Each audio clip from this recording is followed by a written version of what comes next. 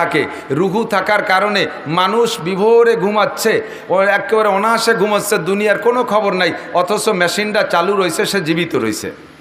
ঠিক না? একজন মানুষের সাথে দুইটা জিনিস থাকলে মানুষটা মানুষও থাকে আর সাথে মানুষটার হুঁশ জ্ঞানও থাকে। সেটা হলো এক নম্বরে রুহু, দুই নম্বরে নফস। রুহু আর নফস, নফসকে আমরা বাংলায় আত্মা বলি। এই রুহুটায় মানুষকে জীবিত রাখে আর আত্মাটায় মানুষকে হুঁশ রাখে। মানুষ যখন ঘুমোয় যায় তখন রুহু ভিতরে থাকার কারণে সে জীবিত থাকে। বাকি ঘুমানোর সাথে সাথে প্রত্যেকটা মানুষের আত্মা নফস ভিতরে থাকে না, ও সফর করে।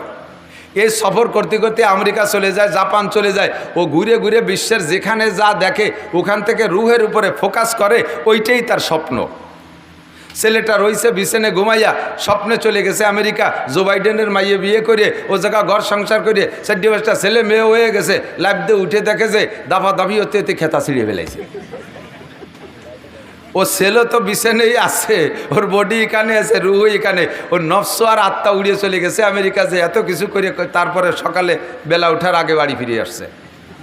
নফস যতক্ষণ পর্যন্ত রুহের সাথে সেট না হয় অতক্ষণ পর্যন্ত মানুষ হুঁশ হয় না, হুঁশ হয় না। দেখবেন ছোট ছোট বাচ্চা যারা রাতের বেলা আপনারা উঠাইয়া পেশাব করান না, ছোট বাচ্চাদেরকে উঠে বিছানে পেশাব করাবো, পেশাব করান না, ওরে বাইরে নিয়ে ধরছেন, ওর রুহু আছে, রুহুর কাজ রুহুতে করছে, প্যান্ট খুলে দিয়েছেন, পেশাব করছে, এরপরে এনে শোয়াই দিয়েছেন। সকালবেলা জিজ্ঞেস করবেন যে তোরে যে উঠাইয়ে ওই জায়গা পেশাব করাছে, তোর কি মনে আছে? কয় আমি কোনো সময় উঠি নেই। ও জানেই না, ওরা আত্মা এসে রুহের সাথে সেট হয়ে পারে নাই বিদায় রুহুর কাজ রুহুতে করছে, কিন্তু সে তা টের পায় নাই। এ কথা থেকে আমি বলতে চাই, বাচ্চারা যখন ঘুমায় তখন তাদেরকে ঘুম থেকে উঠানোর জন্য আচানক হাত ধরে টান দিয়ে উঠবেন না, ঠ্যাং ধরে টান দিয়ে উঠবেন না, কান ধরে টান দিয়ে উঠবেন না, চুল ধরে টান দিয়ে উঠবেন না। ওর আত্মা এসে রুহের সাথে সেট হয়ে পারে না, তখন দেখবেন এরকম করে ঢালুমালু করে হতভম্ব হয়ে যায়, ও দিককানা হয়ে যায়, দিঘারা হয়ে যায়। দেখছেন না? এরকম দেখছেন না? মাদ্রাসার শিক্ষক গভীর রাত্রে ছেলেদেরকে উঠায়, ডেস্কের উপরে লাঠি দিয়ে ঠাস ঠাস করে বাড়ি মারে, ঠাস ঠাস করে বাড়ি মারে। রুহুতে এই বাড়িটা শুনে লাফ দিয়ে উঠে গেছে, নফস আইসে আত্মা আইসে ওর সাথে সেট হয়ে পারে না। ওই অবস্থায় ছেলেটা যাইয়া অনেক সময় পেশাবখানায় যে পেশাব করতে যে সে জায়গা ঘুমায়ও থাকে, ও জায়গা ঘুমাই রয়েছে, ওর আত্মা এসে সেট হয় নাই। এভাবে বারবার করতে করতে ওর ব্রেন খারাপ হয়ে যায়। তারপরে কেন আমি মাদ্রাসায় পড়বো না, আমি বলবো না, আমার মাথায় ধরে না, পারি না, শেষ রাত্রি উঠে আমার ঘুম পড়ে না, ইত্যাদি ইত্যাদি করে ছেলেটা নষ্ট হয়ে যায়। এ ছেলেদেরকে উঠানোর পদ্ধতি সিদ্দিকা আয়েশা রাদিয়াল্লাহু তাআলার হাদিস থেকে নিয়ে আসছি। সিদ্দিকা আয়েশা বলেন, নবী আলাইহিস সালাতু ওয়াস সালাম আর আমি যখন রাত্রে এক রুমে ঘুমাইতাম, ছোট্ট রুম, আমরা একজনে উঠে, দুইজন যদি উঠে একজনে নামাজে দাঁড়াইতো রুমের ভিতরে, তাহলে আর একজনের গায়ে পা লাগতো, সিজদার ধাক্কা লাগতো, এত চাপা রুমের মধ্যে আমি আর হুজুর ঘুমাইতাম। হুজুরের সব স্ত্রীদের রুম এরকম ছিল। তো হুজুর গভীর রাত্রে উঠতেন, উঠা শেষ রাত্রে উঠে হুজুর অজু করতে যাওয়ার আগে আমাকে ডাকতেন। আয়েশাকে হুজুর অত্যন্ত ভালোবাসতেন, ভালোবাসার টানে আয়েশাকে পুরো আয়েশা না বলে আইস করে ডাকতেন। আইস মানে আরাম, মোহাব্বতের টানে হুজুর আইস করে ডাকতেন, ইয়া আইস করে ডাকতেন। আমি কানে শব্দ শুনতাম কিন্তু আমি সজাগ হতাম না, ছোট মানুষ ছিলাম, উড়ামুড়া। হুজুর বলছে না, খেয়াল করছেন নাকি জানি না, আয়েশা এত ছোটোবেলায় হুজুরের ঘরে স্ত্রী হিসেবে গেছেন যে অল্প বয়সের কারণে আয়েশা রুটি বানাবে বিদায় আটা সেনতে আটার মধ্যে হাত দিয়ে ওই অবস্থায় কাইতে ঘুমাই গেছে। সে আটা দিয়ে রুটিও বানায় নেই, সেনা টেনা শেষ, ওই অবস্থায় কাইতে ঘুমাই গেছে। আরও মজার বিষয় যে আটা হাতের মধ্যে রয়েছে, উনি ঘুমাই রয়েছে, ছাগলে আটাটুক খেয়ে গেছে, তাও টের বাইরে। ছোটদের ঘুমের যে অবস্থা। তো শেষ রাত্রি আমার ঘুমের প্রভাবে আমি এরকম ঘুমাই থাকতাম, হুজুর আমার ডাকতে উঠতাম না। বিশ্ব নবী রহমতে আলম, গোটা মানব জাতির উস্তাদ, সর্বক্ষেত্রের উস্তাদ, আমাকে হুজুর রাত্রে শেষ রাত্রে উঠাইতেন কিভাবে? অজু বানাইয়া আইসা আবারও ডাকতেন, তাও উঠতাম না। একটু হাতে যে পানি থাকতো অজুর পানি, আমার চোখের উপরে মুখের উপরে চটকা মারতেন। হালকা হালকা ঠান্ডা পানির প্রভাবে আমি অনেক দিন উঠে যেতাম। আবার কোনো দিন যদি এভাবে আমি নাও উঠতাম, তাহলে হুজুর আঙ্গুলে পানি নিয়ে আমার দুই চোখের কেনিতে 2 ফোঁটা পানি ছেড়ে দিতেন। হালকা হালকা করে মৃদু মৃদু করে আমার মাথা মালিশ করতেন আর ধীরে ধীরে ডাকতেন, ইয়া আইস কুমি বিইদনিল্লাহ, ও আয়েশা তুমি ওঠো, অজু বানাও, নামাজ পড়ো, তাহাজ্জুদ পড়ো। আল্লাহ পাক রব্বুল আলামিন ডাকতেছেন, আলা মুস্তাগফিরিন ফাগফির আলা মুস্তারজিকিন ফারজুকা আলা মুস্তাশফিন ফাওয়াফিয়া। কে আসো অভাবী আমার কাছে চাও, কে আসো গুনাহগার ক্ষমা চাও, কে আসো রুগী আমার কাছে সেবা চাও। ডাক্তাররা ওষুধ ছাড়া চিকিৎসা করতে পারে না, অপারেশন ছাড়া চিকিৎসা করতে পারে না। আমি শুধু কোন শব্দ বলবো তোমার অভাব চলে যাবে, আমি কোন শব্দ বলবো তুমি সুস্থ হয়ে যাবা, আমি তোমাকে রিজিকের ফয়সালা করব। ও আয়েশা আল্লাহ ডাকতেছে তুমি একটু ওঠো। এভাবে নবী আমাকে মিষ্টিভাবে ডেকে ডেকে উঠাইতেন। তো নবী আলাইহিস সালাতু ওয়াস সালাম হলো লাকাদ কানা লাকুম ফি রাসূলিল্লাহি উসওয়াতুন হাসানা। গোটা মানব জাতির মধ্যে বিশ্বনবী মুহাম্মদুর রাসূলুল্লাহ সাল্লাল্লাহু আলাইহি সাল্লামের মধ্যে, হুজুর আলাইহিস সালামের মধ্যে রয়েছে মানব জাতির উত্তম আদর্শ। ঘুম থেকে কিভাবে উঠাতে হবে মানুষকে সে শিক্ষা আমার নবী দিয়েছেন। ঠিক না? আমরা বাচ্চাদেরকে এভাবে ঘুম থেকে উঠাবো, উস্তাদরা এভাবে ঘুম থেকে উঠাবো। সরে চলে আসছি বেশ খানিক দূর। যে কথা বলতে চাইছি, সমস্ত মানুষের মধ্যে সর্বপ্রথম মানুষটা কে? আদম আলাইহিস সালাম। একটু বলেন কে? গভীর বিশ্বাস রাখেন আমাদের আদি পিতার নাম কি?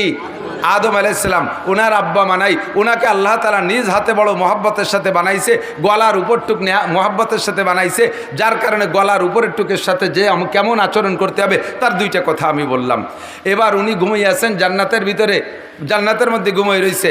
ঘুমানোর আগে তো একা একা, কিছুক্ষণ একা একা, একা একা জীবিত মানুষটা ঘুরতেছে। ফেরেস্তারা ফেরেস্তাদের কায়দায়, হুররা হুরদের কায়দায়, তারপরে গেলমানরা গেলমানদের কায়দায়, প্রত্যেকে যার যার কায়দায় সেই ঘোরাফেরা করতেছে। ওনার সাথে তেমন কেউ কোনো সম্পর্ক করে না, মানুষের সাথেই না মানুষের সম্পর্ক। কথা বলেন ঠিক না? মানুষ ছাড়া অন্য প্রাণীর সাথে আপনার যত ভালোবাসা হোক, তার সাথে কি কোনো সামাজিকতা চলে? কিছুই চলে না। একা একা ভালো লাগতেছে না। এই ভালো না লাগার ভিতর দিয়ে উনি ঘুমিয়ে গেছে। দুপুরবেলা ঘুমাই গেছে, ঘুমের পরে আসরের আগে ঘুম থেকে উঠছে, টাইম হিসেবে জান্নাতের টাইম হিসেবে আসরের আগে ঘুমের থেকে উঠে দেখে বাম পাশে একটা মানুষ বসা, বাম পাশে একটা মানুষ বসা। মানুষটাকে আল্লাহ তাআলা এমন রূপসী বানাইছে, মানুষটা মহিলা, এই মহিলাটাকে আল্লাহ এমন রূপসী বানাইছে। আদম আলাইহিস সালাম উঠেই দেখে ফার্স্ট নজরে তার প্রতি মহব্বত তৈরি হয়ে গেছে, তার দিকে নজর চলে গেছে। বিশেষ বিশেষ কিছু অঙ্গের দিকে খাস নজর চলে যাচ্ছে, সেদিকে আকৃষ্ট হয়ে যাচ্ছে। আর মনের থেকে কেমন যেন টান আসছে যে তার সাথে একটু সাক্ষাৎ করি, তার গায়ে একটু হাত দেই, তার হাতটা একটু ধরি, এমন একটা আকর্ষণ তৈরি হয়ে উনি সেদিকে অগ্রসর হচ্ছেন। আল্লাহ পাক রব্বুল আলামিন জিবরিল আলাইহিস সালামকে পাঠাই দিয়েছে, জিবরাইল তুমি যে আদমকে বলো ওইটা তোমার ব্যবহার সামগ্রী, ওইটা তোমার বড় মহব্বতের, ওইটা তোমার চিরসঙ্গিনী, তবে তার সাথে তোমার শারীরিক দৈহিক সম্পর্ক করতে হলে তার একটা হক আছে, এই হকটা আদায় করতে হবে। বলেন জিবরিল আলাইহিস সালামকে পাঠাইছে, জিবরাইল যে আদম আলাইহিস সালামকে বলছেন এইটা তোমার ব্যবহারের জন্যই আল্লাহ তাআলা সৃষ্টি করেছে, তবে তার হক আছে, ওই হকটা আদায় না করা পর্যন্ত তার গায়ে হাত দেবা না। কয় তার কি হক? কয় তার ইজ্জতের একটা হক আছে, তার শরীরের একটা হক আছে, সেই হকটা আদায় করবা। কয় হক কি? কয় যে এই হক আদায় করতে হবে তোমাকে 10 বার বিশ্ব নবী মুহাম্মদুর রাসূলুল্লাহ সাল্লাল্লাহু আলাইহি ওয়াসাল্লাম লাউলাহুমা খালাকাল আফলাকা খালিকুহা লাউলাহুমা খারাজাল ইনসানু মিন আদামি, যেই নবীটাকে না বানাইলে, যেই নবীকে বানানোর সিদ্ধান্ত আল্লাহ না নিলে তুমি আদমকে আল্লাহ বানাইতো না, তুমি আদমকে আল্লাহ তাআলা বানাইতেন না। সেই নবী মুহাম্মদুর রাসূলুল্লাহ সাল্লাল্লাহু আলাইহি ওয়াসাল্লাম তার নামে তুমি 10 বার দুরূদ শরীফ পড়লে এই মহিলার দেনমোহরের হক আদায় হয়ে যাবে। আদম আলাইহিস সালাতু ওয়াস সালাম 10 বার দুরূদ শরীফ পড়লেন, হযরত হাওয়া আলাইহিস সালামের দেনমোহরে, জান্নাতের মধ্যে তো টাকা পয়সার লেনদেনের দরকার নেই, 10 বার দেনমোহর দুরূদ শরীফ পড়ছেন আর দেনমোহর আদায় হয়ে গেছে। এরপরে তার সাথে তো স্বাভাবিক হয়ে গেলেন। এই মহিলাটাকে বানাইলেন কাত থেকে? আদম আলাইহিস সালাম হাওয়া আলাইহিস সালামের বাপও না, হাওয়া আলাইহিস সালামের মাও নাই, বানাইছেন কোন জায়গা? কুরআন শরীফে আছে মিন জিলাহিল আইসার, বাম পাশের হাড্ডি থেকে। আপনার বাম পাজোড়ে হাড় আছে না? কিসসা বহুত শুনেছেন, এসে গেছে একটু বলে যাচ্ছি। আপনার দুই পাশের হাড় আছে, দেখবেন রিক্সার ছটার মতো আছে না? এরকম জীবনে তো গুনিয়ে দেওয়ার সুযোগ পাইনি, মোটা যারা তারা তো হাতেই নাগল পায় না, আমার মতো শূন্য মানুষ আমি টের পাই, হাত দিলে চটাগুলো হাতে বাঁধে। তো ডাইন পাশের চাইতে বাম পাশে একখান চটা কম আছে, ওই একখান চটা খুলে নিয়ে হাওয়া আলাইহিস সালামকে বানাইছে। আল্লাহু আকবার। ওই চটাখানো জিন্দা না, ওই চটাখানো মরা। চটাখান কি? আদম আলাইহিসসালামরে বানাইছে আগুন পানি মাটি বাতাস দিয়ে, চারটে পদার্থে মরা, মরা থেকে আদম আলাইহিসসালামকে বানাইছে। আর সেই মরার ভিতরের একটা হাড়ও মরা, সেই মরা হাড়ের থেকে আদম হাওয়া আলাইহিসসালামকে বানাইছে এবং বাম পাশের থেকে নিয়ে বানাইছে। শরীরের অঙ্গ থেকে বানানোর কারণে আমার অঙ্গের প্রতি যেমন আমার একটা মহব্বত আর ভালোবাসা আছে, আর একজনের অঙ্গের প্রতি এই ভালোবাসাটা আমার হয় না। আপনার হাত কেটে গেলে আমার কিচ্ছু আসে যায় না, আমার শরীরে একটু চামড়া খুলে গেলে আমার খুব কষ্ট হয়। এই জন্য শরীরের অঙ্গ থেকে বানাইছে যাতে স্বামী স্ত্রী দুইজনের ভিতরে আঙ্গিক সম্পর্কের মতো মহব্বত আর ভালোবাসা পয়দা হয়। এরপরে সেখান থেকে আল্লাহ পাক রব্বুল আলামিন বলেন, মিন নাফসিন ওয়াহিদাতিন ওয়া খালাকা মিনহা যাওজাহা ওয়া বাত্তা মিনহুমা রিজালান কাসীরা ওয়া নিসা। এখান থেকে শুরু হয়ে গেল প্রোডাকশন। কি পরিমাণ বানাইছেন আল্লাহ! সেই আদম থেকে নিয়ে পর্যন্ত কত মানুষ চলে গেছে, এর সংখ্যা কাহারও কোনো বিশ্বকোষে লেখা নাই কত মানুষ দুনিয়ার থেকে চলে গেছে। আবার এখনও 800 কোটি মানুষ দুনিয়ায় আছে, আবার কত কোটি মানুষ দুনিয়ায় আসবে তার ঠিক নাই। আমরা মনে মনে ভাবি যে দুনিয়া মনে আর বেশি দিন থাকতেছে না, অল্প দিন পরে কিয়ামতে ধ্বংস হয়ে যাবে, তাও দেরি আছে। একেবারে কোরআন শরীফ শুয়ে আমি 100 বার কসম খেয়ে বলতে পারি, এখানে যারা বসা আছেন ছোট থেকে ছোট, বুড়ো থেকে বুড়ো, আমরা এই কয়জন আসল যে কিয়ামত, এই কিয়ামত আমরা দেখব না ইনশাআল্লাহ, অবশ্যই দেখব না। আমাদের সামনে কিয়ামত হবে না, কারণ কিয়ামত হওয়ার আগে যে সমস্ত কিস্সা কাহিনী সব বাকি রয়ে গেছে। বড় বড় 10টা ঘটনা বাকি রয়ে গেছে। এই সব ঘটনা ঘটে যাওয়ার পরে পূর্ব আকাশ থেকে পশ্চিম আকাশ থেকে সূর্য উদয় হবে, মাঝ আকাশ পর্যন্ত আসবে, আবার ওই সূর্যটা পশ্চিম আকাশে অস্ত যাবে। বলা হয় সেই সূর্য ব্যাক করারও 120 বছর পরে কিয়ামত হবে। ওইটাও নির্দিষ্ট না, আনুমানিক 120 বছর পরে। আর এই জায়গা যারা বসা আছি 120 বছর আর সামনে বাঁচবো কোনো জানা আছে? কোনো গ্যারান্টি আছে? আরে আজকেই মরে যেতে পারি, কথা বলেন ঠিক ঠিক না? আর যারা ছোট থেকে ছোট 5-6 বছরে পোলা বানাইছে বসছে, অবশ্যই তার 120 বছরে জামানায় হায়াত পাবে না। কাজে আমি গ্যারান্টি দিয়ে বলতে পারি ওই কিয়ামত আমরা দেখব না। ও দোস্ত, এই কিয়ামত পর্যন্ত কোটি কোটি মানুষ হবে, সব মানুষের গোড়া একটা মানুষ আদম আলাইহিস সালাতু ওয়াস সালাম। ওই মানুষটা কলেজে পড়ে না, ওই মানুষটা বিশ্ববিদ্যালয়ে পড়ে না, ওই মানুষটা কোনো মাদ্রাসায় পড়ে না, দুনিয়ার কোনো মাদ্রাসায় পড়ে না, ওই মানুষটা কোনো দুনিয়ার সাধারণ মানুষ না। আল্লাহ পাক রব্বুল আলামিন সৃষ্টি করে গোটা মানব জাতির রূহকে এক জায়গা করে আদম আলাইহিস সালামকে বাছাই করে উনাকে নবুয়তি শিক্ষা দিয়া, আসমানি কিতাব শিক্ষা দিয়া, 104খানা আসমানি কিতাবের ইলম শিক্ষা দিয়া আল্লাহ তাআলা তাকে দুনিয়ায় পাঠিয়েছেন। বলি না সুবহানাল্লাহ। আমাদের আব্বাজির নাম আদম আলাইহিস সালাম। বলেন আব্বাজির নাম কি? আদম আলাইহিস সালাম। বান্দর আমাদের আব্বা না, ঠিক কি ঠিক না? বান্দর আমাদের আব্বা না। তো আমাদের আব্বা যে আদম আলাইহিস সালাতু ওয়াস সালাম থেকে শুরু হইয়া সর্বশেষ মানুষটা বিশ্বনবী মুহাম্মদুর রাসূলুল্লাহ, নবুয়তি সিরিয়ালে শেষ নবী মুহাম্মদুর রাসূলুল্লাহ। মুহাম্মদুর রাসূলুল্লাহর পরে আর কোনো নবী আসবে? জোর হলো না? নগরকান্দার থেকে শুরু হইতে হবে, সালতার থেকে শুরু হইতে হবে। ইনশাল্লাহ এই এলাকায় কোনো কাদিয়ানি ফিতনা থাকতে পারবে না, পারবে না। সমন্বয়ের বাংলাদেশ চলতেছে, সমন্বয়ের বাংলাদেশ চলতেছে, সংশোধনের বাংলাদেশ চলতেছে, সংস্কারের বাংলাদেশ চলতেছে। বর্তমান সরকারের উপদেষ্টা মণ্ডলী যারা, তারা বিভিন্ন সেক্টরে সংস্করণ করতেছে। যেখানে যে ত্রুটি বিগতওয়ালারা করে রেখে গেছে, যে বিগতওয়ালারা করে রেখে গেছে সংবিধানের ভুল, সবগুলোকে সংস্করণ করে সাইজ করতেছে। কাজেই এই মুহূর্তে সংখ্যাগরিষ্ঠ মুসলিম কান্ট্রি বাংলাদেশের লক্ষ কোটি জনতার পক্ষ থেকে মাননীয় প্রধান উপদেষ্টার কাছে এবং উপদেষ্টা মণ্ডলীদের কাছে আমাদের মনে প্রাণের একটা প্রস্তাব, একটা দাবি, আপনারা সংস্করণ করবেন। বাংলাদেশে থাকবে বহুজাতিক মানুষের বাংলাদেশ। এর ভিতরে মুসলমান থাকবে, হিন্দুরা থাকবে, খ্রিস্টানরা থাকবে, বুদ্ধরা থাকবে, কাফেরও থাকবে, ইহুদি থাকবে, নাসারা থাকবে, সবাই থাকবে, কাদিয়ানিরাও থাকবে, সবাই থাকবে। তবে যার যার নিজ নিজ ব্যানারে পরিচয় দিয়ে থাকবে। কথা বলুন ঠিক ঠিক না? মুসলমানের ব্যানারে থাকবে, মুসলমানের ব্যানারে কোনো অমুসলমান থাকতে পারবে না। কাদিয়ানি গ্রুপ এরা নিজেদের পরিচয় দেয় হয় আহমাদি মুসলিম জামাত। আহমাদি মুসলিম জামাত আপনারা জানেন কি জানেন না জানি না, তাদের নবী দাবি করে তারা গোলাম আহমদ কাদিয়ানিকে। ও কি সত্য না মিথ্যা? ও ও মোমেন না কাফের? আমার নবীর এগেনস্টে, আমার আল্লাহর এগেনস্টে যদি কেউ খুদাই দাবি করে সেও যেমন কাফের। আমার আল্লাহ, আমার নবীর এগেনস্টে আরেকজন যদি নবী দাবি করে সেও কাফের, আর তাকে যারা নবী মানবে তারাও কাফের। আর এই কাফের রে, এই কাদিয়ানিকে যারা কাফের বলতে লজ্জা পাবে, কাফের বলতে ভয় পাবে, কাফের স্বীকৃতি দিতে এলোমেলো করবে, তারাও কাফের। তাদেরকে কাফের বলার স্লোগানের সময় যারা মুখ বন্ধ করে রাখবে তাদেরও ইমানের মধ্যে ত্রুটি আছে। বিগত সরকার, বিএনপি সরকারের কাছেও দাবি জানাইতাম আমরা, আমলিগ সরকারের কাছেও দাবি জানাইছি, কাদিয়ানীদেরকে বাংলাদেশে বসবাস করবে না তা না, তাদের থাকতে নিষেধ করি না, তারা থাকবে, তবে তাদের কাফের ব্যানারের অধীনে থাকবে, তারা মুসলিম জামাতের অধীনে থাকতে পারবে না। যেহেতু সংস্কারের যুগ চলতেছে, মিডিয়ার মাধ্যমে পাঠায় দেব সংস্কার, যারা আছেন উপদেষ্টা মণ্ডলী, এখানে আপনারা সংস্করণ করবেন। বাংলাদেশে কোনো কাদিয়ানি মুসলমানের নামে থাকতে পারবে না, তারা কাফেরের নামে থাকবে, তাদেরকে কাফের ঘোষণা দিতে হবে। কথা বলুন ঠিক ঠিক না? আমাদের নবী মুহাম্মাদুর রাসূলুল্লাহ সাল্লাল্লাহু আলাইহি ওয়াসাল্লাম, আমার নবী নিজেই বলেন, আনা খাতামুন নবিয়্যিন লা নাবিয়্যা বাদি, আমি শেষ নবী, আমার পরে আর কোনো নবী আসবে না, আর কোনো নবীর দরকারও হবে না। ঠিক কি ঠিক না? আমার নবী এসেছিলেন এই মাসে, আমার নবী চলে গেছেন এই মাসে। আসছিলেন নবী 63 বছর আগে, চলে গেছেন 63 বছর আগে। একটু ঠান্ডা মাথায় বুঝে নিতে হবে দুইটা কথা। এ কথার পরে আমি আলোচনার দিকে চলে যাব। দুইটা কথা বুঝে নিতে হবে, যেহেতু মাসের পর তাকা যায়। আর তো আপনাদের এলাকায় 12ই রবিউল আউয়ালের আগে আমি ফিল্ড পাচ্ছি না, কাজেই আজকে বলবো, কেউ বেখেয়াল হবেন না। দুইটা কথা, একটা হলো, একটা লোক জন্ম নেছে যে টাইমে 63 বছর আগে জন্ম নেছে, তার জন্মের দিনটা বড় আনন্দের ছিল।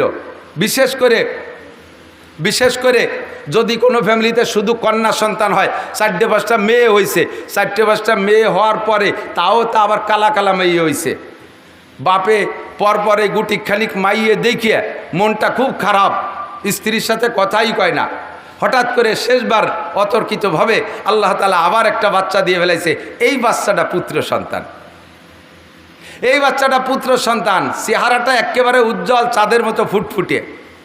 এই 6টা মাইয়ে যে আগে কালা হয়েছে, তাদের পর যে অসন্তুষ্ট ছিল সব মুছে যাবে, সব ধুয়ে যাবে একটা নেককার এরকম সুদর্শন পুত্র সন্তান দেখে। ঠিক না? কত খুশি সে, খুশি তার বউ খুশি, পুরো তার বোনগুলো, তা কী বলা হয়, সে বাচ্চাটার বোনরা খুশি, বাড়ির সবাই খুশি। এই তার জন্মদিনে একটা মহা আনন্দ হয়েছে। তারপরের থেকে নিয়ে প্রত্যেক বছর তার জন্মদিন উপলক্ষে একটা কেক কাটাকাটিও বাঙালিরা করে থাকে। এটা যদিও কুপ্রথা, একটা আনন্দ করে থাকে। এভাবে চলছে তার জীবন ভরে। হঠাৎ করে লোকটা মারা গেছে, যুবকটা, যখন তার বয়স হয়েছে 26, 27, 28, টলমলে যুবক, দেখতে তো সেরকম নায়ক। গ্যাঞ্জাম ফাসাদ, গন্ডগোল ফাসাদের ভিতরে যুবকটা মারা গেছে। বলেন তো, তার এই 28 বছর পর্যন্ত তার মা বাপ যে পরিমাণ আনন্দ পেয়েছিল, স্বাদ পেয়েছিল, উপভোগ করেছে আনন্দ, তার এই 27-28 বছরের সমস্ত আনন্দ আজকে ছেলেটা ওই যৌবনকালে, ভরা যৌবনে ছেলেটা মারা গেলে তার সারা জীবনের সমস্ত আনন্দকে শেষ করে দিছে না? বাকি জীবনে ওই আব্বা মা আর যতদিন বেঁচে থাকবে, ওই ছেলেটার জন্মদিন উপলক্ষে কি আর কেক কাটবে, নাকি মৃত্যুদিন উপলক্ষে তার শোক পালন করবে? মৃত্যুদিন উপলক্ষে তার শোক পালন করবে, তার জন্মদিনের আনন্দ শেষ হয়ে গেছে। ঠিক কি ঠিক না? আমার নবী, আপনার নবী, বিশ্ব নবী মুহাম্মদুর রাসূলুল্লাহ জন্ম নিয়েছিলেন ধরে নিলাম 12ই রবিউল আউয়াল। 63 বছর আগে তার জন্মের সময় সারাটা দুনিয়া আনন্দে আনন্দিত ছিল। কিন্তু 63 বছর পরে আইসা যখন সাহাবায়ে কিরামদেরকে এতিম করে রেখে নবী 12ই রবিউল আউয়াল চলে গেছে, দুনিয়ার থেকে বিদায় নিয়েছেন, এখন কি নবীর জন্মদিনের আনন্দ অন্তরে থাকবে, নাকি মৃত্যুদিন উপলক্ষে শোক থাকবে? মৃত্যুদিন উপলক্ষে শোক থাকবে। ঠিক ঠিক না? 12ই রবিউল আউয়াল কাজেই সমস্ত মুসলমানদের আনন্দের দিন নয়, আনন্দের দিন চলে গেছে আগে, এটা আমাদের শোকের দিন। শোকের দিনটা আমরা শোক পালন করব। সেই শোকের পরিবর্তে ইহুদ নাসারারা কুচক্র করে আমাদের ভিতরে সেই দিনটাকে 12ই রবিউল আউয়াল এক শ্রেণী মানুষের মাধ্যমে নবীর জন্মদিবস উপলক্ষ তৈরি করে আমাদের শোককে অন্তর থেকে দূর করে দিয়ে সেটাকে আনন্দ উদযাপন করায়, ঈদে মিলাদুন্নবী হিসেবে আমাদেরকে দিয়ে উদযাপন করায়। এটা আমাদের নবীর সাথে বেয়াদবি ছাড়া আর কিছুই না। কাজেই 12ই রবিউল আউয়াল সামনে আসলে আমরা এই দিন দুরুদ পড়ব, বেশি নবীর শানে দুরুদ ও সালাম পড়ব, আমরা সোয়াব রেসানি করব। ঠিক আছে না? ইনশাআল্লাহ ও দিনটা আমাদের আনন্দের দিন না, যুবকরা, ও দিনটা আমাদের শোকের দিন। তোমরা যারা যুব সমাজ আছো, যুব সমাজ বিভিন্ন প্রোগ্রাম করবা, এই দিনটা তোমরা নবী আলাইহিস সালাতু ওয়াস সালামের শানে শোক দিবস পালন করবা। এই দিনটা তোমরা ইবাদত বন্দেগীর মধ্যে কাটানোর চেষ্টা করবা এলাকার জনগণকে নিয়ে। আমার নবী মুহাম্মদুর রাসূলুল্লাহ এ মাসে চলে গিয়ে আমাদেরকে শোকাক্রান্ত করেছেন। সেই মাসে আমরা একটা ধর্মীয় আলোচনা নিয়ে বসছি। এখন বাংলাদেশে যে অবস্থা, প্রেক্ষাপটটা সকলেই জানতেছেন। আমরা এক ধরনের আনন্দ উপলব্ধি করতেছি। সেটা হলো বিশেষ করে ওলামায়ে কেরামের দিক তাকান। আমরা দীর্ঘদিন পর্যন্ত শুধু এক সরকারকে আমি দোষ দেই না, কোনোদিন আমি একতরফা দোষ দেই না। সর্বকালে বিএনপির আমলও দেখেছি, এরশাদ সাহেবের আমলও দেখেছি, আওয়ামী লীগের আমলও দেখেছি। যে সরকার যখন তাকে ওলামায়ে কেরাম বক্তারা মাঠে আইসে, সেই সরকারের একটু তেল মেরিয়ে কথা বলা লাগে, সেই সরকারের তেল মেরিয়ে কথা বলা লাগে, সেই সরকারের আনুগত্য নিয়ে কথা বলা লাগে, তাদের পরামর্শ নিয়ে কথা বলা লাগে। আল্লাহর রহমতে বর্তমানে এই সময়টা আমাদের চলতেছে উন্মুক্ত পরিবেশ। আমরা কোরআন সুন্নাহকে সামনে নিয়ে মানুষের দোষ ত্রুটি কী আছে এগুলো আমরা আলোচনা সমালোচনা করার অধিকার রাখি। আমাদের বাধা দেওয়ার আর কেউ নাই। কথা বলেন ঠিক ঠিক না? উন্মুক্ত পরিবেশে আমি আপনাদের কাছে জানতে চাই, এই পরিবেশটা আমরা কেন তৈরি করছি? যুবকদের চেষ্টায় ছাত্রদের আন্দোলনে আমরা সকলে সহযোগিতা কইরা একটা পরিবেশ তৈরি করেছি। এই পরিবেশটার উদ্দেশ্যই হলো আমরা বাংলাদেশে বড় অশান্তির মধ্যে ছিলাম, এখন আমরা শান্তিকামী বাঙালি, শান্তিকামী জাতি, আমরা কিভাবে শান্তি পেতে পারি এই শান্তির স্লোগান তুলেছি। কথা বলুন ঠিক ঠিক না? অফিসে আমাদের শান্তি ছিল না, থানায় আমাদের শান্তি ছিল না, সেটেলমেন্টে আমাদের শান্তি ছিল না, এসিলেন্টে আমাদের শান্তি ছিল না, দলিল লেখারও জায়গা আমাদের শান্তি নাই, এলজিডির মধ্যে আমাদের শান্তি নাই, এমপির কাছে আমাদের শান্তি নাই, চেয়ারম্যানের কাছে আমাদের শান্তি নাই, উপজেলায় যায় আমাদের শান্তি নাই, যে জায়গা যায় সে জায়গায় অশান্তি। অথচ তারা আমাদের সাথে, তারা আমাদেরকে মাঠে নামাইছে বিশাল শান্তির স্লোগান দিয়ে। প্রত্যেকটা নির্বাচন, মেম্বার বলেন, চেয়ারম্যান বলেন, উপজেলা বলেন, এমপি বলেন, সকলে একটা নির্বাচনের সময় স্লোগান দেয় না? স্লোগান আমরাই তো দেই, নেতারা সামনে থাকে, তাদের তেল মারার জন্য আমরা স্লোগান দেই, বোতল ভাইকে দিলে ভোট, শান্তি পাবে দেশের লোক। ঠিক না? আমি নাম কই না, কারণ কার নাম কব আবার কোন নামে মিশে যাবে, সে আবার কোন জায়গায় দাঁড়ায় রয়েছে, হুজুর আসো। আমার আবার অ্যাটাক করে নাকি তা আল্লাহ জানে। আর এমনি তো বাড়ি এলো গোপালগঞ্জ, মহাবিপদ নিয়ে ঘুরতেছি। এমন খালি নাম পরিচয় দিতে, গোপালগঞ্জ পরিচয় দিতে আপাতত ভয় লাগতেছে। তো দোস্ত, শান্তির স্লোগান যারা দেশে তাদের পিছনে আমরাই তো নাচছি। ঠিক না? অমুক ভাইকে দিলে ভোট, শান্তি পাবে দেশের লোক। এইভাবে কয়েকটা নির্বাচন চলে গেছে, তাদেরকে আমরা শান্তির লোভে তাদের পিছনে ঘুরে ঘুরে স্লোগান দিছি। এখন দেখি আমরা স্লোগান দিয়ে আমরা যার যার কায়দায় সেই জায়গায় আছি, যাদের ভোট দিলি শান্তি পাবো তারাই অশান্তিতে, মহা অশান্তিতে। রমজান আসার আগেই তারা সব এতেকাফে বসে গেছে, বলি না? সেই সমস্ত বাঘা বাঘা নেতাকে যদি বলতো ইমাম সাহেব, মসজিদের ইমাম সাহেব, রমজান মাসে স্যার এবার তো রমজানে এতেকাফ করার লোক পাচ্ছি না, আপনি মন্ত্রী মহোদয় একটু এতেকাফে বসেন 10 দিন, আপনি উপজেলা চেয়ারম্যান একটু 10 দিনের জন্য এতেকাফে বসেন, আপনি ইউনিয়ন চেয়ারম্যান যদি 10 দিনের জন্য একটু এতেকাফে বসেন, এতেকাফের কেউরে পাচ্ছি না, এটা সুন্নাতে মুআক্কাদা কিফায়া, যদি ছুটে যায় তাহলে তো সবাই গুনাহগার হব। আপনি গণপ্রতিনিধি, জনপ্রতিনিধি, নেতা, এটা আপনার উপরে দায়িত্ব, আগে এতেকাফে বসেন। তাহলে এই কথা বলার সাথে সাথে ইমাম সাহেবের চাকরি থাকবে না। ইমাম সাহেব ননসেন্স, তোমার কোনো কমন সেন্স নাই, তুমি আমাকে বলো এতেকাফ করতে, আমি যদি 10 দিন মসজিদে এতেকাফে বসে থাকি তাহলে আমার উম্মতের কি উপায় হবে?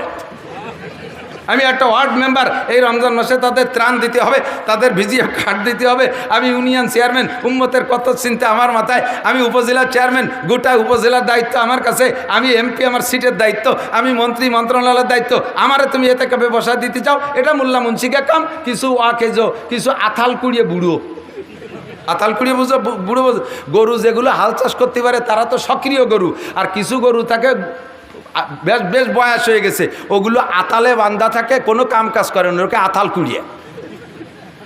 প্রায় বাড়ি বাড়ি 2-1টা বুড়ো মানুষ আতাল কুড়িয়েছে, এতেকাফ করবে তারা, তুমি আমি মন্ত্রীকে বলো কেন?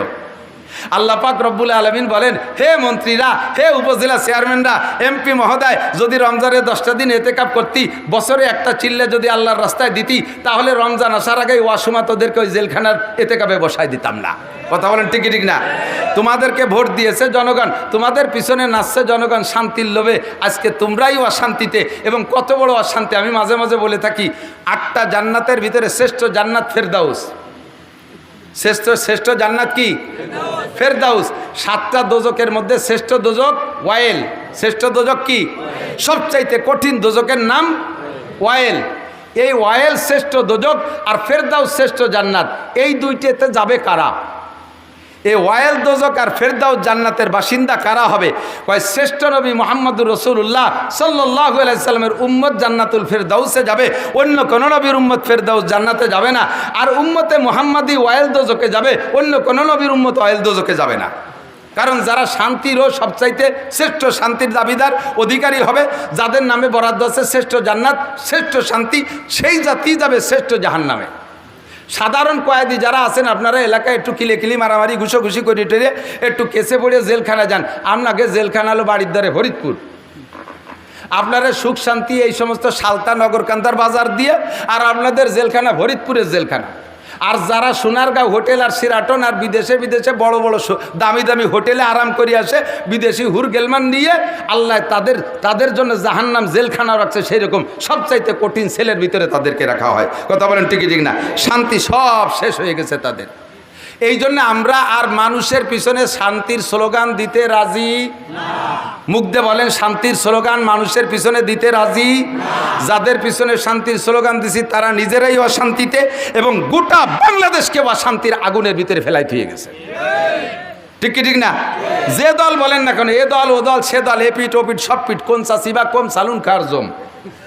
আমাকে ওই দেশে ওই পাশের বাংলায় কয়, কোন চাষিবা জম কম সালুন খার জম। সব চাষিরে চিনি, সালুন খারজম সব চাষি। কাজেই আর আমরা অশান্তির দিকে পা বাড়বো না। আমার আল্লাহ যেখানে শান্তির কথা বলেছে, শান্তি সেখানেই আছে। ঠিক না? শান্তির পরিচয় কার হাতে? শান্তি দিতে পারে কে? আল্লাহ পাক শান্তি দিতে পারে। মানুষের শান্তি দিতে পারে কোটি কোটি টাকার মালিক। দেখেন কত বড় বেইজ্জতি, অপমানি। দাড়ি কটা বুড়োকালে চাইছিয়া সাধারণ একটা 150 টাকা দামের লুঙ্গি ভরিয়া একখান বাড়াইতে নৌকোয় কোনাকুনি কোন জায়গা যেন যাচ্ছিল। এর চেয়ে বড় আর বেইজ্জতি অশান্তি হতে পারে বলেন? তার টাকা এখনো পর্যন্ত 80,000 কর্মচারী বেতন নিচ্ছে, তার ইন্ডাস্ট্রির কলকারখানা সব চলতেছে, 80,000 কর্মচারীতে তার টাকা দিয়ে বেতন নিচ্ছে, অথচ সে একটা সিগারেট খাটটা পাচ্ছে না। তাহলে টাকার মধ্যে শান্তি আছে? ইন্ডাস্ট্রিজের মধ্যে শান্তি আছে? তার ইন্ডাস্ট্রিতে তৈরি হওয়া ঔষধ আমরা কিনে খাচ্ছি, অথচ সে একটা বড়ি পাচ্ছে না। কতক্ষণ? তাহলে ইন্ডাস্ট্রিজের মধ্যে শান্তি নাই। যুবক আমার দিক টাকা নড়াচড়া করিস না, ভালো রে বুঝে নে। বুড়োগুলো বুড়ো হয়ে গেছে, অত কইছি না আথাল কুড়ি, ও কাজে লাগে না। তোমরা যুব সমাজ তৈরি হও, তোমাদের আন্দোলনে বাংলাদেশকে আমরা আলাদা একটা সম্ভাবনা সামনে দেখতেছি। কাজেই যুবক অ্যালার্ট থাকবা, প্রত্যেকটা কথা তোমরা নেওয়ার চেষ্টা করবা। জীবনেও কোনোদিন স্লোগান দেবা না।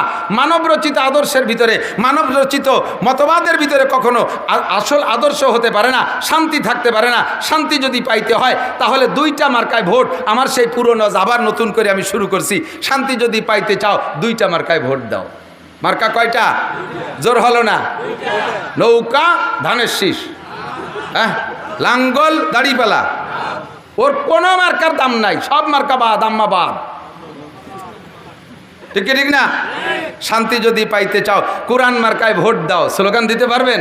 শান্তি যদি পাইতে চাও, আরো জোরে যুবকরা গলা ফাটাও, শান্তি যদি পাইতে চাও 2 নম্বর মার্কা হাদিস। শান্তি যদি পাইতে চাও, শান্তি যদি পাইতে চাও, কোরআন আছে যেখানে, হাদিস আছে যেখানে, উলামায়ে কেরাম যেখানে, নারায়ে তাকবীর, এছাড়া বিকল্প কোথাও শান্তি নাই। ঠিক না? প্রমাণ করে দেখাই দিতে পারি, চোখে আঙ্গুল দিয়ে দেখেন। 20 বছর পর্যন্ত আফগানিস্তানরা যুদ্ধ করছে রাশিয়ার সাথে। রাশিয়ালারা মৌলবীকে কাছে, তালেবানকে কাছে মাইটার খাইয়ে গটি কম্বল গুছাই চলে গেছে। এদের যুদ্ধের কিচ্ছা বললে আপনি হাঁ করে রাতের পর রাত শুনবেন। যখন রাশিয়ার সাথে যুদ্ধ হয় সে সময় রেগুলার আমাদের কাছে নিউজ আসতো, বাঙালি অনেক মুজাহিদ সেখানে যুদ্ধ করতেন, আমাদের সাথীরা অনেকে যুদ্ধ করছেন, তাদের কাছ থেকে রেগুলার আমরা খবর পাইতাম একজন মুজাহিদ অনলি ধরা পড়ছে। 1000 রুশ সেনা একটা ক্যাম্পে, সব অস্ত্র রাশিয়া আমেরিকা সারা পৃথিবীতে পরাশক্তির সৃষ্টি এরা। তো রাশিয়ার দামি দামি ট্যাঙ্ক, 60টে ট্যাঙ্ক লাইন ধরা একটা ক্যাম্পের অধীনে, কামানও আছে, অন্যান্য সব অস্ত্র আছে। এর ভিতরে একজন মুজাহিদ দল বিচ্ছিন্ন হইয়া এই 1000 রুশদের কাছে ধরা পড়ে গেছে। ধরা পড়লে এরা তো খুশিতে বাগবাগ। এর থেকে তথ্য নেবে, ইচ্ছা মতো মারবে। দেখেন না, ইঁদুরে বিড়ালে ইঁদুর পাইলে দৈরেই কিন্তু মাইরে সিঁড়ি বুড়িয়ে খায় না, বেশ কিছুক্ষণ বলি খেলে। দেখছেন না, ছাড়িয়ে দিয়ে ফুস করে একটু তামাশা করে, আবার উপর দিক ফিয়ে মারে, এরম ধরে বসে এই বলি খেলে, তামাশা করে। বিড়ালে যেমন ইঁদুর নিয়ে বলি খেলে, এই একটা মুজাহিদ পাইয়া রুশরা বলি খেলতেছে। এরপরে তাকে গুলি করার আগে বলছে, এই তোরা মৌলবীরা গল্প দিস, তোরা নাকি চুন ছুটাই দিয়ে টুপলা বানায় এরকম ফিকে মারিস, তাতে বলে ট্যাঙ্ক বাস্ট হয়ে যায়। ফাও কথা, ফাও কোন জায়গা? এই ট্যাঙ্কের উপর দিয়ে বোমা মারলেও ট্যাঙ্ক বাস্ট হয় না, আর তোমরা চুন ছুটাই দিয়ে টুপলা বান দিয়ে ফিকে মারলে ট্যাঙ্ক বাস্ট হয়। যদি এরকম কিছু দেখাতে পারিস তাহলে তোরে ছেড়ে দেবো, আর যদি না পারিস তাহলে তো যা করার তা করতেছি, আরও করব, শেষ পর্যন্ত করব। তো উনি মুজাহিদ আল্লাহর বুজুর্গ, উনি বললেন তা ঠিক আছে, আমার এক বদনা অজুর পানি দাও। এক বদনা পানি দেছে, অজু বানাইছে, 2 রাকাত নামাজ পড়ার সুযোগ চাইছে, নামাজ পড়ছে, সিজদায় যাইয়া বলছে, আল্লাহ ইন কুতিল তুমি আতামাররা ফালা ফামা উবালি, আমার যদি 100 বার হত্যা করা হয়, আবার 100 বার তুমি জীবিত করে দাও, আবার 100 বার তারা মারে, আমার কিচ্ছু আসে যায় না, আমি একেবারে অন্তর থেকে মেনে নেব। ও রব্বুল আলামিন, তোমার কোরআনকে, তোমার ইসলামকে এই কাফের মুশরিকদের সামনে আজকে একটু বলন্দ করে দেখাই দিবা, তোমার কুদরত একটু দেখাই দিবা। আমারে যতবার মানুষ, আমার কোনো দুঃখ নাই, আমার কোনো আক্ষেপ নাই, তোমার কুদরত একবার একটু দেখাই দাও।